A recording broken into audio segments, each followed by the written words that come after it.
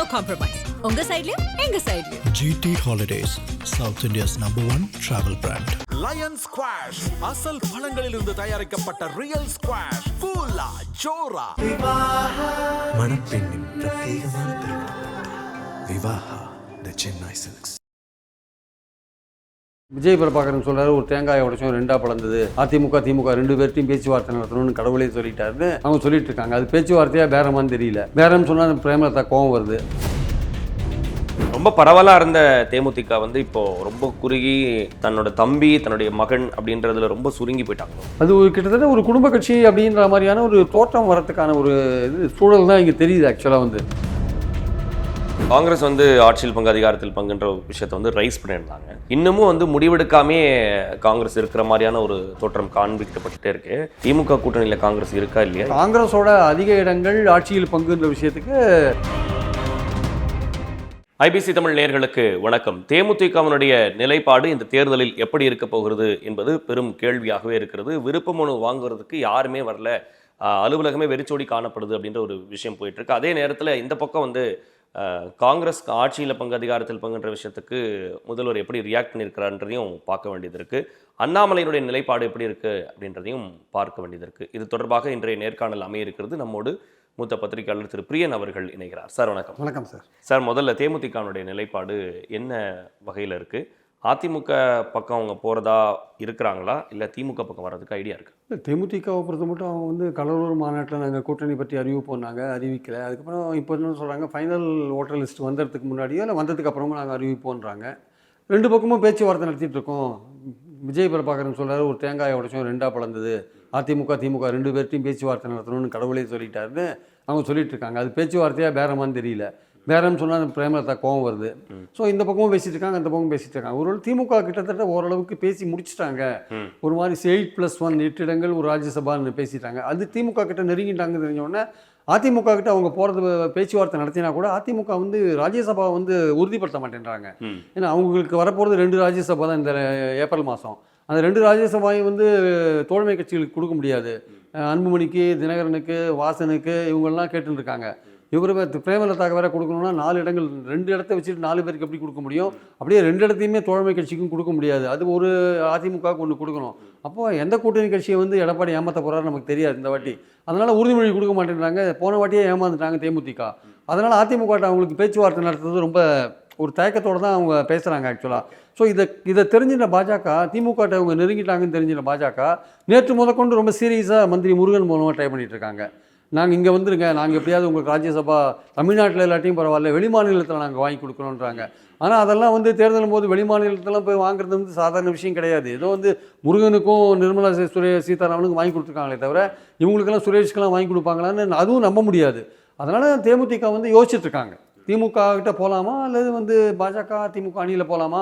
அவங்களுக்கு ராஜ்யசபா கன்ஃபார்ம், திமுக கன்ஃபார்ம்டாக கொடுக்குது. ஓகே. ஆனால் அவங்களுக்கு என்னென்னா பாஜக அதிமுக சைடு போயிட்டா அங்கே சுரேஷை வந்து ஒரு ஸ்டேட் மினிஸ்டர் ஆக்கலாம்ல மத்தியில், அதுக்கான முயற்சியில் இறங்கலாம், அடுத்த கட்டத்துக்கு போகலாம்ல. அதனால அதுக்காக வெயிட் பண்ணிட்டு இருக்காங்க. இதுதான் தெரிஞ்சு என்ன பண்ணுறாங்க, தேமுதிகவில் இருக்கிற மாவட்ட செயலாளர்கள்லாம் அவங்களாம் வந்து ஒரு கருத்து சொன்னாங்க.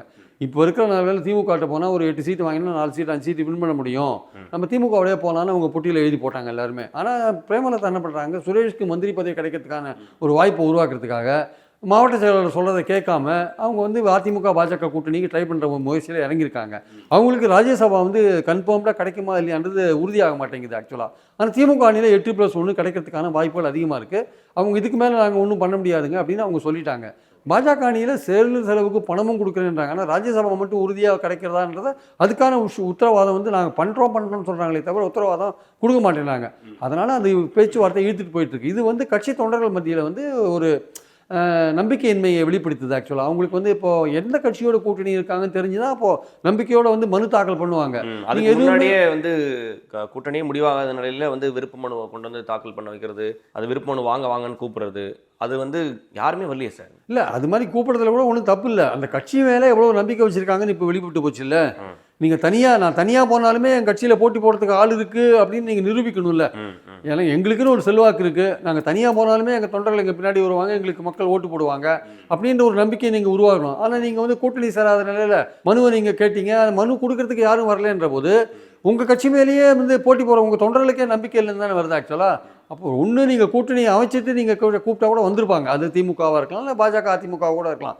ஆனால் நீங்கள் அமைக்கலை. அப்போ அமைக்காத போது கூப்பிடுறீங்கன்னா, மனு தாக்கல் செய்ய அழைக்கிறீங்கன்னா யாருமே வராத போது அந்த தொண்டர்கள் சொன்ன விஷயத்துக்கு மாறாக நீங்கள் நடந்துக்கிறீங்க. ஆக்சுவலாக அந்த மாவட்ட செயலாளர் சொன்ன விஷயத்துக்கு மாறாக நடந்துக்கிறீங்க. அது வந்து பிரேமலதா வந்து என்ன நினைக்கிறாங்க, தன் பையனோட இன்ட்ரெஸ்ட்டு, தன்னுடைய தம்பியோட இன்ட்ரெஸ்ட்டு, இந்த இன்ட்ரெஸ்ட் மட்டும் பார்க்குறாங்க. கட்சி என்ன சொல்லுது, கட்சி மாவட்ட செயலாளர் என்ன சொல்கிறாங்க, அதை பார்த்தாங்கன்னா பெட்டர் ஆக்சுவலாக வந்து. இல்லை, நேற்று வரைக்குமே ரொம்ப கான்ஃபிடென்ட்டாக வந்து அதை தான் சொல்கிறாங்க. எங்கள் தொண்டர்கள் என்ன கேட்குறாங்களோ அவங்களோட தான் கூட்டணி, அதை சொல்லும் போது நீங்கள் ரொம்ப ஆரவாரமாக என்ஜாய் பண்ணுவீங்க அப்படின்னு வேற நேற்று சொல்கிறாங்க. சொல்லலாங்க, பட் தொண்டர்கள் என்ன சொன்னாங்கன்னு சொல்ல வேண்டியது தானே. எங்கள் தொண்டர்கள் இதான் சொன்னாங்கன்னு சொல்ல வேண்டியது தானே. எல்லாம் ஓட்டு போட்டாங்கல்ல, வந்து எழுதி கொடுத்தாங்கல்ல எல்லாருமே. எங்கள் தொண்டர்கள் இதான் சொல்லியிருக்காங்க, நாங்கள் பேச்சுவார்த்தை நடத்திட்டு இருக்கோம் சொல்லுங்கள் நீங்கள். அதுலேயே தொண்டர்கள் சொன்னது அடிப்படையில் ஏதாவது ஒரு கட்சியோடு தான் நீங்கள் பேச்சுவார்த்தை நடத்த முடியும், 2 கட்சியோடு நடத்த முடியாது. அப்போது நீங்கள் தொண்டர்கள் விருப்பத்துக்கு ஏற்றபடி நடக்கிறீங்களா?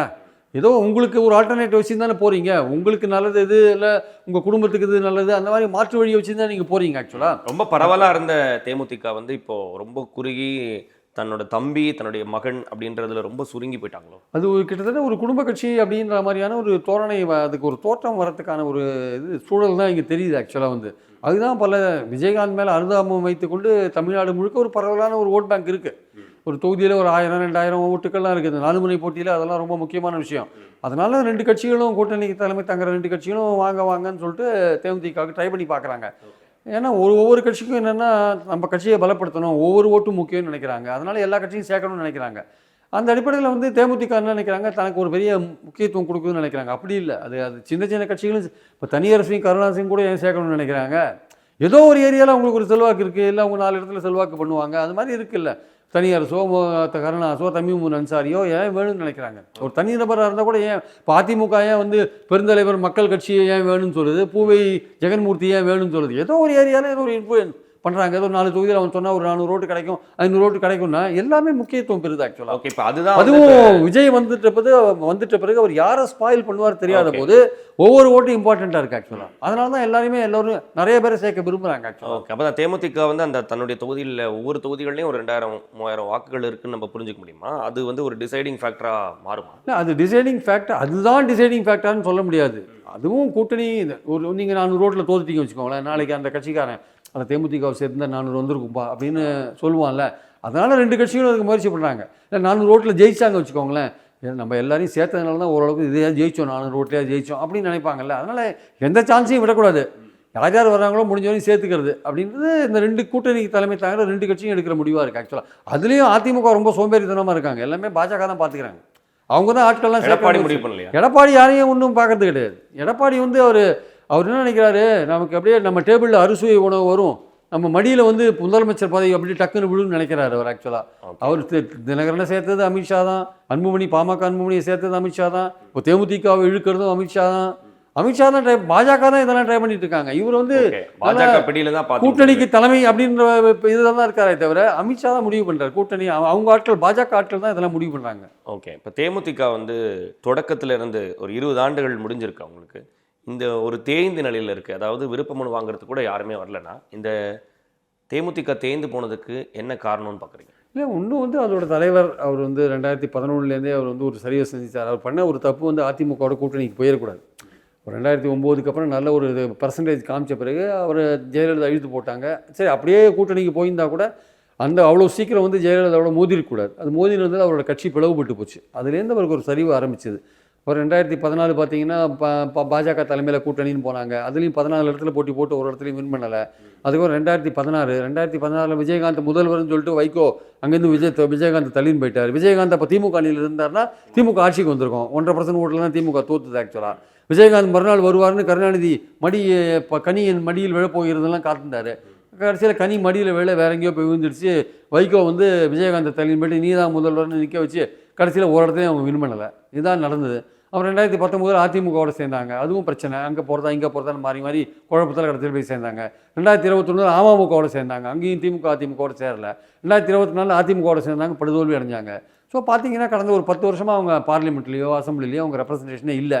நடுவில் 23 விஜயகாந்த் வேறு இறந்து போயிட்டார். ஸோ அதனால் அந்த அனுதாபத்தில் தான் இப்போ ஓரளவுக்கு ஓட்டு கொஞ்சம் இருக்குது. அது இன்னும் அடுத்த எலெக்ஷன்ஸ் அது போயிடும். ஓகே. அந்த ஓட்டும் போயிடும் அவங்களுக்கு ஆக்சுவலாக. இல்லை, யாரோட கூட்டணி வைக்கிறாங்கன்றதை பொறுத்து தான் அது அந்த செல்வாக்கு வரும். ஒரு 4 இடங்கள் வாங்கினாங்கன்னா கட்சியை வளர்க்கறதுக்கான வாய்ப்பு இருக்குது. இப்போ அவங்க சேரப்போட அணி முக்கியமான அணி. இப்போ வரைக்கும் பேச்சுவார்த்தையில் யார் முன்னிலையில் இருக்கிறாங்க? இல்லை, இப்போ வரையும் வந்து டேக் இட் ஆர் லீவ் இட்டுன்னு திமுக சொல்லிட்டு விட்டுட்டாங்க. 8+1 வந்தால் வாங்க, வராட்டி போங்கன்னு விட்டுட்டாங்க. இனிமேல் அவங்க தான் முடிவு பண்ணணும். அவங்களுக்கு வேறு பல இந்த சுரேஷுக்கு மந்திரி அதெல்லாம் எதிர்பார்க்குறாங்கல்ல, அவரெல்லாம் கொடுப்பாங்களா சொல்ல முடியாது. இப்போ ஜிகே வாசனிக்கே கொடுக்கல, அன்புமணிக்கே கொடுக்கல, அப்புறம் இவருக்கெல்லாம் சுரேஷுக்கெல்லாம் கொடுப்பாங்களான்னு சொல்ல முடியாது. இதெல்லாம் நம்பி போனாங்கன்னா அது பிரேமலதாவுடைய லக்கை பொறுத்து இருக்கு அவள் ஆக்சுவலாக. அதனால் வந்து இனிமேல் அவங்க தான் முடிவு பண்ணணும். அவங்க டிலே பண்ண என்ன ஆகுன்னா கட்சி தொண்டர்களுக்கு வந்து ஒரு நம்பிக்கையில்லா தன்மை தான் வரும் ஆக்சுவலாக. ஓகே. அண்ணாமலையினுடைய முடிவு எப்படி பார்க்குறீங்க? அவர் வந்து பொறுப்பாளர்கள்லேருந்து விலகிறாரு. எனக்கு வந்து 6 தொகுதி வேண்டாம் அப்படின்னு சொல்லி விலகிறாரு. தந்தையோட உடல்நிலையை காட்டுறாரு, அதெல்லாம் ஓகே. ஆனால் தேர்தல் நேரத்தில் இந்த மாதிரி இந்த பொறுப்பாளர் பதவியிலேருந்து விலகிறது வந்து வேற ஏதோ ஒரு பதவிக்கு ஒரு விருப்பப்படுறாரு அப்படின்றத அப்படி புரிஞ்சுக்கணுமா? இப்போ கேசவ விநாயகத்தினுடைய மாற்றம் வந்து அவருக்கும் அண்ணாமலைக்குமான அதிருப்தியால் நடந்துச்சு அப்படின்னு சொல்கிறாங்களே, அதில் என்ன உண்மை இருக்குது? இல்லை, அண்ணாமலை வந்து ஒரு குழப்பத்தில் இருக்கார் சார். ஆக்சுவலாக வந்து அவருக்கு என்னென்னா, அவர் அதிமுகவை வந்து கூட்டணியாக சேர்க்கறதுக்காகவே அவர் பதவியை பலி கொடுத்துட்டாங்கன்னு அவர் நினைக்கிறார். தான் வந்து பாராளுமன்ற தேர்தலில் திமுக அதிமுக ரெண்டையும் அட்டாக் பண்ணி ஒரு மாற்றா பாஜகவை கொண்டு வந்து ஒரு 11% ஓட்டு தனியாக வாங்கி கூட்டணியில் 18% ஓட்டு வாங்கினோம். நம்மளை பலி கொடுத்துட்டாங்கன்னு அவர் நினைக்கிறார். அது மட்டும் இல்லை, நம்மளை பலி கொடுத்ததுக்கு காரணம் வந்து எடப்பாடி தான் நினைக்கிறார். ஆனால் கட்சி என்ன சொல்லுது, நீ இப்போ எடப்பாடியை வந்து முதல்வர் சொல்லி நீ பிரச்சாரம் பண்ணணும்னு சொல்லுது. அவருக்கு மனசாட்சிப்படி அவருக்கு அது வந்து உறுத்துற ஒரு விஷயமா இருக்குது. தன்னை வந்து பழி வாங்கினவங்கள, தன்னை பதவியை நீக்கினவங்கள அவங்களுக்காக நம்ம ஏன் உழைக்கணும்னு அவர் நினைக்கிறார். ஆனால் வெளிப்படையாக சொல்ல முடியாத நிலையில் இருக்கார். இந்த சூழலில் வந்து தமிழ்நாடு பாஜக தலைவர் வந்த நயினார் நாகேந்திரன் அவருக்கும் அண்ணாமலைக்கும் மோதல் நடக்குது. இதுக்கு நடுவில் வந்து கேசவ விநாயகம் என்ன பண்ணுறாரு, அண்ணாமலை போட்ட ஆளுங்க எல்லாரையும் தூக்கிடுறாரு. கேசவ விநாயகம் அண்ணாமலை இருந்தபோது கேசவ விநாயகத்தை அடக்கி வச்சிருந்தாரு. அண்ணாமலையோட வார் ரூம் வந்து எல்லாரையும் அடக்கி வச்சிருந்தது. அண்ணாமலை வார் ரூம் வந்து யார் யார் பிடிக்கலையோ அவங்க மேலெல்லாம் சேர்த்த வாரி பூசும். யார் யார் அடக்கி வைக்கணுமோ அவங்களாம் அடக்கி வச்சுது. அதுக்கு பலவிதமான யுக்திகளை அவங்க கையாண்டாங்க. அது ரொம்ப விரிவாக நம்ம பேசினா அது வேற மாதிரி கதையை போகும் ஆக்சுவலாக. ஆனால் அந்த வார் ரூம் வந்து இன்றைக்கும் செயல்பட்டு இருக்கு. தனக்கு வேண்டாதவங்கள பழி வாங்குறதுக்காக அண்ணாமலை அந்த வார் ரூம் வச்சிருக்காரு. இல்லை, தன்னோட இமேஜை பூஸ்ட் பண்ணுறதுக்காக அந்த வார் ரூம் அவர் வச்சிருக்காரு. எதிரணியில் யாரெல்லாம் சார் இருக்காங்க? அண்ணாமலைக்கு வந்து எதிராக தமிழிசை சவுந்தரராஜன், நயினார், இவங்க எல்லாமே. நிர்மலா சீதாராமன்லாம் வந்து அண்ணாமலைக்கு நேர் எதிராக தான் இருக்காங்கன்னு என்னோட அபிப்பிராயம். நிர்மலா சீதாராமன் ஆகட்டும், நயினார் நாகேந்திரன் ஆகட்டும், அவங்கெல்லாம் வந்து ஏன்னா வந்து இவர் தலைவராக இருந்தபோது பல பேரை பழி வாங்கிட்டார். ஓகே. அதனால நிர்மலா சீதாராமன்லாம் இவர் மேலே கோபமாக இருக்காங்க. அதுவும் ஒரு காரணம். இவரோட பதவி போனதுக்கு, எடப்பாடி பேச்சை கேட்டதுக்கு அதுவும் ஒரு காரணம். கேட்டுட்டு பதவி எடுத்தது அதுவும் ஒரு காரணம். அதனால் வந்து கேசவ விநாயகமும் அண்ணாமலை இருக்கும்போது கேசவ விநாயகத்தையும் அவர் அடக்கி தான் வச்சிருந்தார். அண்ணாமலை போன பிறகு கேசவ விநாயகம் அவர் போட்ட ஆளுங்களாம் தூக்கிட்ட உடனே நயினார் நாகேந்திரனுக்கும் அண்ணாமலைக்கும் ஒரு மோதல் வந்துருச்சு, ஒரு நிழல் யுத்தம். அவங்க 2 பேரும், நயினாருக்கு என்னென்னா, இவர் நான் தலைவரா அவர் தலைவரா, இவர் பாட்டுக்கு போகிற இடத்துலலாம் மீடியாவில் பேசிட்டு இருக்காரு, இவர் தான் தலைவர் மாதிரி பிஹேவ் பண்ணிட்டு இருக்காருன்னு தமிழிசையும் அண்ணாமலையும் தானே பேசிகிட்டே இருக்காங்க எந்த மைக்கை பார்த்தாலுமே. அதனால் நயினார் வந்து ஒரு சாஃப்ட் பாலிட்டிஷியன். அவருக்கு இந்த மாதிரி தட்டாலடி பாலிடிக்ஸ்லாம் பிடிக்காது. அவர் அதிமுக கூட்டணியில் வைக்கிறதுக்காகவே அவர் தலைவர். ஆமாம், அவர் வச்சிருக்காரு. ஆமாம், அதிமுக அப்படின்னு சொல்ல முடியாது. அவர் வந்து ஒரு முக்கலத்தோர் பகுதியில் தலைவராக இருக்கார். ஓரளவுக்கு அந்த ஓட்டுகளையும் அவர் கவர் பண்ணுவார்னு அவர் வச்சுக்கோங்க. ஓகே. அதனால் அந்த பாயிண்டில் இருக்கும்போது நயினாருக்கும் இவருக்கும் அண்ணாமலைக்கும் ஒரு கோல்டு வார் பாயிண்ட் தான் இருக்குது ஆக்சுவலாக. இந்த அவர் தலைவராக வந்ததுலேருந்தே கோல்டு வார் போயிட்டு இருக்கு. ஆனால் அவங்க நேராக பார்க்கும்போது நல்லா சுமூகமாக இருக்கிற மாதிரி இருப்பாங்க. கட்சிக்கு 2 பேரும் சேர்ந்து உழைக்கிற மாதிரியான தோட்டம் வந்தால் கூட பல முக்கியமான மீட்டிங்லாம் அண்ணாமலை ஸ்கிப் பண்ணுறாரு அவர் ஆக்சுவலாக. பல முக்கியமான சமயத்துலலாம் வெளியூர் போயிடாரு, இருக்க மாட்டேன்றார், அப்படிலாம் இருக்கார். ஒரு தடவை சந்தோஷ் அவர் வீட்டிலே போய் கூப்பிட்டு வந்தார் ஒரு மீட்டிங்க்கு சமீபத்தில் கொஞ்ச நாளைக்கு முன்னாடி. ஸோ அதனால் அவருக்கு என்னென்னா, நம்ம இந்த எலெக்ஷன் முடியிற வரையும் நாளை கடத்தலாம். இந்த எலெக்ஷன்ஸில் 120 நாளில் வந்து நம்ம வந்து எடப்பாடி ஆதரித்து பிரச்சாரம் பண்ண வேண்டியிருக்கு, முதல்வர் சொல்லி பிரச்சாரம் பண்ணிருக்கு. அது வந்து நமக்கு உடன்பாடான ஒரு விஷயம் இல்லை. நம்ம என்டிஏ கூட்டணி, அதுக்கு அதிமுக தான் தலைமை, முதலமைச்சர் எடப்பாடி அப்படின்னு பிரச்சாரம் பண்ணுற அந்த சூழலுக்கு நம்ம போகணுமா? நம்ம கொஞ்சம் பட்டும் படாமல் தொட்டும் தொடாமல் அப்படியே இந்த 120 நாள் கடந்து எலெக்ஷனுக்கு அப்புறம் என்ன நிலைமைன்னு பார்த்துட்டு நம்மளுடைய அரசியலை வகுத்துக்கலாமான்னு ஒரு எண்ணத்தில் இருக்கார். பாஜக மேலிடம் என்ன பண்ணுது, இவர் மேலே ஏகப்பட்ட கம்ப்ளைண்ட் அங்கே போயிருக்கு. இவர் மேலே நிறைய புகார்கள் இருக்குது. அதிகாரத்தில் இருந்தால் தான் சொத்து சேர்க்கணும்னு கிடையாது, பல வகைகளில் சொத்து சேர்க்கலாம். ஸோ இவர் மேலே பல புகார்கள் அங்கே மேலே போயிருக்கு. அதுக்கு கேசவ விநாயகம் ஒரு காரணம்னு அவர் நினைக்கிறார்.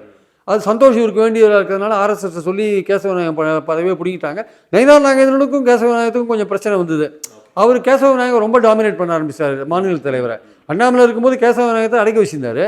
நயினார் வந்த பிறகு நயினாரை டாமினேட் பண்ணிட்டார் கேசவ விநாயகம். அதை 2 பேரும் சேர்ந்து கம்ப்ளைண்ட் பண்ணவே தூக்கிட்டாங்க அவர் ஆக்சுவலாக. ஸோ அந்த பாயிண்டில் தான் வந்து இங்கே பிரச்சனை இருக்குது. அதனால் வந்து அண்ணாமலை வந்து ரொம்ப குழப்பத்தில் இருக்காருன்னு என்னுடைய கருத்து. அவர் வந்து திமுகவை குறை சொல்கிறது மட்டுமே தன்னுடைய முழு நேர கடமையை இப்போ வச்சிருக்காரு. அதுதான் அடுத்த 100 நாளைக்கு அதான் செய்ய போகிறார் ஆக்சுவலாக. ஓகே, நடுவில் அப்பப்போ அதிமுக தலைமையில் கூட்டணி, எடப்பாடி முதலமைச்சர், NDA ஆட்சி, அதெல்லாம் சொல்லிட்டு போயிட்டே இருப்பார். அவரோட மெயின் என்னென்னா 31 நான் ஒரு சீஃப் மினிஸ்டர் கேண்டிடேட்டாக வரணும் அப்படின்னு அவரோட எண்ணம். அதுக்கு என்ன பாலிடிக்ஸோ அதை பண்ணுவார் சார். அதுக்கு இந்த 120 நாளை கடந்து தமிழ்நாட்டில் கட்சிகள்லாம் எந்தெந்த நிலைப்பாட்டில் இருக்குன்னு இப்போ தெரிஞ்சிடும் எலெக்ஷனுக்கு அப்புறம். ஓகே, அதுக்கேற்றபடி தன்னோட முடிவு எடுப்பார் அவர் ஆக்சுவலாக. பாஜக கூட வாய்ப்பு இருக்குன்னு நடுவில் எல்லாம் பேசப்பட்டுச்சு. அண்ணாமலை அன்பு கூட்டம்னு தொடங்கினாங்க, அது வந்து நாங்கள் டெவலப் பண்ண போகிறோம், அது வந்து விஜயோட கூட்டணிக்கு போயிடுவாங்க, இந்த மாதிரி டாக்ஸ்லாம் போயிட்டு இருந்துச்சு. இப்போ அதெல்லாம் பாஜக கண்ட்ரோல் பண்ணிடுச்சா? ஆமாம், அதெல்லாம் அவங்க சொல்லிட்டாங்க, நீ கட்சி விட்டு போகக்கூடாதுன்னு சொல்லிட்டாங்க. அண்ணாமலை நற்பணி பண்ணணும்னு ஒன்று ஆரம்பிக்கிறாங்க சார். அங்கங்கே சைலண்ட்டாக ஆரம்பிச்சிட்டு இருக்காங்க. தேர்தலுக்கு அப்புறம் அது எப்படி உருவாகுன்னு சொல்ல முடியாது. அவர் நினைக்கிறார் தனக்குன்னு ஒரு பெரிய குரூப் இருக்குன்னு நினைக்கிறாரு. ஓகே, அதனால் தான் ஒரு தனி கட்சி ஆரம்பித்தா தன்னால் சர்வை பண்ண முடியும்னு நினைக்கிறாரு. பாஜக எழுத்து நீங்கள் தனி கட்சி ஆரம்பிக்க முடியாது.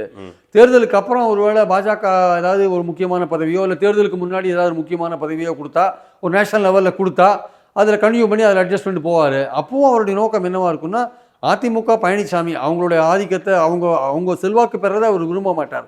ஏதாவது ஒரு வகையில் வந்து அவங்கள கண்ட்ரோல் பண்ண முடியுமான்னு அந்த அரசியலை தான் அவர் கையில் எடுப்பார். அது நிச்சயமான ஆக்சுவலாக. ஸோ அதனால் எலெக்ஷனுக்கு அப்புறம் தன்னை முன்னிறுத்தி ஏதாவது 31 தன்னை முன்னிறுத்தி ஏதாவது முதல்வர் பதவி அந்த மாதிரி விஷயங்களுக்கு ஏதாவது கிடைக்குமான்னு அப்படி ரொம்ப ஒரு அந்த லட்சியத்தை கோலை வந்து ரொம்ப ஒரு வைடாக வச்சுருக்கார் அவர்.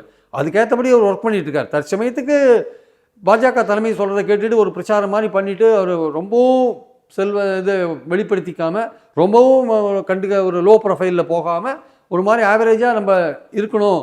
இந்த எலெக்ஷன் முடிஞ்சு ரிசல்ட்ஸ் வந்த பிறகு இந்த ரிசல்ட்ஸை பார்த்துட்டு நம்ம எதிர்கால அரசியலை வகுத்துக்கலாம். இல்லை அதுக்கு முன்னாடி நமக்கு ஏதோ நேஷனல் லெவலில் பதவி கொடுத்தாங்கன்னா நம்ம வந்து அது முக்கியமான பதவியாக இருந்தால் போகலாம். இல்லாட்டி இந்த மாதிரி இந்த நயினார் இப்போ போட்டார் அந்த மாதிரிலாம் போட்டாங்கன்னா நம்ம வந்து உப்புக்கு செப்பு இல்லாத ஒரு பதவியெல்லாம் போட்டாங்கன்னா நம்ம கண்டுக்காத ஒதுங்கி இருக்கலாம் அப்படின்ற மாதிரி ஐடியாவில் அவர் இருக்கார். அவர் ஒரு குழப்பத்தில் இருக்கார். ஓகே, ஸோ அது மட்டும் டெஃபினட்டாக காங்கிரஸ் வந்து ஆட்சியில் பங்கு, அதிகாரத்தில் பங்குன்ற விஷயத்தை வந்து ரைஸ் பண்ணியிருந்தாங்க. இன்னமும் வந்து முடிவெடுக்காமே காங்கிரஸ் இருக்கிற மாதிரியான ஒரு தோற்றம் காண்பிக்கப்பட்டே இருக்கு. திமுக கூட்டணியில் காங்கிரஸ் இருக்கா இல்லையா, என்ன ஐடியாவில் இருக்காங்க? இதுவரையும் இன்னைக்கு வரையும் திமுக கூட்டணியில் காங்கிரஸ் இருக்குது சார். யாருமே விலகி போகணும், நாங்கள் விலகிட்டோன்னோ இல்லை நாங்கள் விலகிட்டோன்னோ இவங்களும் சொல்லலை, அவங்களும் சொல்லலை. அப்புறம் குழு போட போகிறாங்க, 22ஆம் தேதிக்கு அப்புறம் குழு போட போகிறாங்க. அது பேச்சுவார்த்தை நடக்கும். ஆனால் காங்கிரஸோட அதிக இடங்கள் ஆட்சியில் பங்குன்ற விஷயத்துக்கு அவங்க எதிர்பார்க்குற விஷயங்கள் நடக்காது. அது டெஃபினட் ஆட்சியில் பங்கு கிடையாதுன்னு இன்றைக்கி முதல்வர் இந்தியா டுடே கான்க்ளேவில் பேசியிருக்காருன்னு நினைக்கிறேன். அது வந்து தமிழ்நாட்டுக்கு ஒத்து வராதுன்றாரு. அது கிட்டத்தட்ட கரெக்டான ஒரு விஷயம்தான். மக்கள் கூட்டணி ஆட்சியை விரும்ப மாட்டாங்க. அதிமுகவோட ஸ்டாண்டு அதுதானே, தனித்து ஆட்சியில் பங்கு கிடையாதுன்னு அதிமுகவும் தெளிவாக பாஜகவுக்கு சொல்கிறாங்க. இனிமேல் இந்த 2 தேசிய கட்சிகளும் அவங்க தான் முடிவு பண்ணிக்கணும். தமிழ்நாட்டில் கூட்டணி ஆட்சி அப்படின்னா ரெண்டு விதமாக இருக்குது. ஒன்று, நீங்கள் இழுபறி நிலைமை வந்து கூட்டணிக்கு தலைமை தாங்குகிற கட்சிக்கு இழுபறி நிலைமை வந்ததுன்னா அப்போது கூட்டணி கட்சிகளை ஆட்சியில் பங்கு கொடுத்து இழுத்துக்கலாம். அந்த நிலைமை வந்து கம்பல்சரியாக கூட்டணி ஆட்சி போகும். அது தேர்தலுக்கு அப்புறம் தான் அந்த நிலைமை தெரியும். ஓகே, தேர்தலுக்கு முன்னாடி தெரியாது. சப்போஸ் நீங்கள் கூட்டணி கட்சிகளுக்கு அதிக இடங்கள் கொடுக்குறீங்க, நீங்கள் போட்டி போடுற இடங்கள் 150 இடங்களாக மாறுதுன்னா அப்போ 117 இடங்கள் நீங்கள் வின் பண்ண மாட்டீங்கன்னு தெரிஞ்சிடும் மக்களுக்கு. அப்போ பார்ப்போம் ரொம்ப கம்மியான இடத்துல போட்டி போடுறாரு, ஒரு மெஜாரிட்டி வர மாட்டார், வந்தால் கூட்டணி ஆட்சி தான் வரும் அப்படின்னு நினச்சா மக்கள் அந்த கூட்டணிக்கு ஓட்டு போடுவாங்களா டவுட்டு. அப்போ எதற்கு அதிகமான இடங்களில் போட்டி போடுற அதிமுக அதிகமான இடங்களில் போட்டி போடுது, இல்லை தாவேக்காவே ஏதாவது போட்டி போடுறாங்க வச்சுக்கோங்க. அப்போ இவங்களுக்கு 117 இடங்கள் வரதுக்கு வாய்ப்பு இருக்குது, அங்கே ஓட்டு போடுறதுக்கான வாய்ப்பு இருக்குது. கூட்டணி கட்சின்னா அது ஒரு பிரச்சனையான ஒரு விஷயம் அப்படின்னு தமிழ்நாட்டு மக்கள் நினைப்பாங்கன்னு இந்த 2 அரசியல் கட்சிகளும் கருதுறாங்க ஆக்சுவலாக. ஓகே, ஸோ அதனால் வந்து தாங்கள் அதிக இடங்களில் போட்டி போடணும்னு திமுக நினைக்கிறது இயல்பான ஒரு விஷயம். குறைஞ்சபட்சம் 175 இடங்களில் போட்டி போடணும்னு நினைக்கிறாங்க. மிச்ச இடங்களை தான் பிரித்து கொடுப்பாங்க. அப்போது விடுதலை சிறுத்தைகளோ சிபிஎம்மோ சிபிஐயோ மதிமுகவோ அதிக இடங்கள் கேட்குறாங்கல்ல, அதுவோ இல்லை காங்கிரஸ் அதிக இடங்கள் கேட்குறதோ, அவங்க கேட்குற இடங்கள் கிடைக்குமா தெரியாது. அதிகம் கொடுப்பாங்க, 1 2 3 அதிகப்படுத்தி கொடுப்பாங்க. ஆனால் அவங்க எதிர்பார்க்குற மாதிரி அதிக இடங்கள் கிடைக்காது. அவங்க எதிர்பார்க்குற மாதிரி ஆட்சியில் பங்குன்றதை முன்னாடியே சொல்ல மாட்டாங்க. இல்லை திமுகவே மெஜாரிட்டி வருது, ஆந்திராவில் இருக்கிற மாடல் மாதிரி தெலுங்கு தேசம் மெஜாரிட்டி வந்து கூட பாஜக பிரஜா ராஜ்யத்துக்கெல்லாம் கொடுத்துருக்காங்கல்ல, அந்த மாதிரி கொடுப்பாங்களா திமுகன்னா அதுவும் கொடுக்கறதுக்கான வாய்ப்பு கிடையாது. அதனால் அந்த மாதிரி வாய்ப்பும் கிடையாது. இடங்களை குறைத்து கொண்டு போட்டி போடுற எண்ணமும் கிடையாது. ஒரு கூட்டணி ஆட்சிக்கு வழி வகுக்கிற மாதிரியான தோற்றத்தை கொடுக்கவும் ரெடியாக இல்லை. அதே மாதிரி பார்த்தீங்கன்னா இழுபறி நிலைமை வந்தால் மட்டுமே கூட்டணி ஆட்சி அது வருமா, அது அதிக இடங்களில் போட்டி போடுறது மூலமாக அதை தவிர்க்க முடியும்னு திமுகவோ அதிமுகவோ நினைக்கக்கூடும் ஒருவேளை. அதனால் இது கிளியராக வந்து கன்வே பண்ணிட்டாங்க. இனிமேல் இந்த விஷயத்தை வந்து எடுத்துக்கொண்டு செயல்பட வேண்டியது. இப்போ ஆட்சியில் பங்குன்றதை காங்கிரஸ் சீரியஸாக எடுத்துப்பாங்களான்னு தெரியல. அதை கூட விட்டுடலாம். பட் அதிக இடங்களில் அவங்க ரொம்ப பர்டிகுலராக இருப்பாங்க. ஓகே. 41 இடங்கள் நாங்கள் 2016 போட்டி போட்டோம். நாங்கள் 2021 25 இடங்களாக வந்தது. ஒரு 30வது கேட்பாங்களா? இப்போ வந்து 30வது குறைஞ்சபட்சம் இல்லை, 40 கேட்குறாங்க. குறைஞ்சபட்சம் 35 கொடுத்தா ஒத்துப்பாங்க அப்படின்னு. இவங்க 30 வரைக்கும் கொடுப்பாங்க வச்சுக்கோங்களேன். அந்த அளவுக்கு பேச்சுவார்த்தை போகும். அது அந்த இடங்களை ஒத்துன்னு அவங்க வரணும். ஆட்சியில் பங்குன்றது கிடையாதுன்றது இன்றைக்கி முதல்வர் தெளிவுபடுத்திட்டார். அந்த விஷயத்தை அவங்க ரொம்ப குறியாக இருந்து இல்லை எங்களுக்கு ஆட்சியில் பங்கு தான் வேணும்னாங்கன்னா அவங்க தாவேக்கா பார்த்து தான் போகணும். தாவேக்கா ஆட்சிக்கு வருமா வராதுன்றது கேள்விக்குறியான ஒரு விஷயம். ரெண்டாவது அவங்களோட பாஜக எதிர்ப்புன்றது கேள்விக்குறியான விஷயம். இதெல்லாம் நம்பி காங்கிரஸ் அங்கே போச்சுன்னா இருக்கிற 18 கிடைக்குமான்றது ஒரு சந்தேகத்துக்குரிய விஷயம். கண்டிப்பாக சார். அரசியல் களம் நாளுக்கு நாள் மாறிக்கிட்டே இருக்குது. நம்ம தொடர்ந்து நிறைய விஷயங்கள் பேசும். இந்த நிகழ்ச்சியில் இணைந்து உங்களுடைய கருத்துக்களை பகிர்ந்தமைக்கு நன்றி சார். தேங்க்யூ. No compromise. உங்க சைட்லயும் எங்க சைட்லயும். GT Holidays, South India's #1 travel brand. Lion squash அசல் பழங்களிலிருந்து தயாரிக்கப்பட்ட ரியல் ஸ்குவாஷ் ஃபூலா ஜோரா. மணப்பெண்ணின் பிரத்யேகமான திருமணம். விவாஹா தி சென்னை சில்க்ஸ்.